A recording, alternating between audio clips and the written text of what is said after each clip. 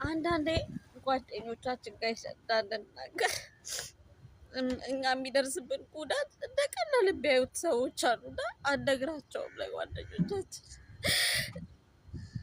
እኔ በጣም ጎበዝ ሰራተኛ ነኝ እና የሆነ ቦታ ደረስኩ ስል የምደርስበትን አላማ እናቴ ነው የምታጨነግፍብኝ። ሁል ጊዜ የሆነ ነገር አደረግኩ ስል ታጨነግፍብኛለች። እንዲህ ሰው ለብሼ ምናምን ሲያየኝ ሁሉ ነገር ይሞላልኝ ይመስላል። ህልሜ ሁልጊዜ በእኔ እናቴ ነው የሚጨነግፍብኝ። እናቴ